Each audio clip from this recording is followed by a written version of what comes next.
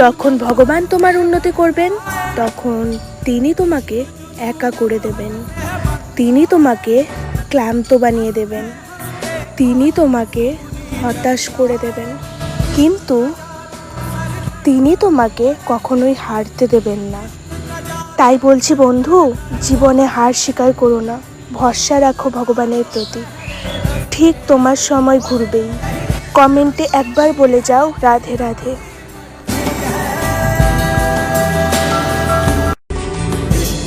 যখন ভগবান তোমার উন্নতি করবেন তখন তিনি তোমাকে একা করে দেবেন, তিনি তোমাকে ক্লান্ত বানিয়ে দেবেন, তিনি তোমাকে হতাশ করে দেবেন, কিন্তু তিনি তোমাকে কখনোই হারতে দেবেন না।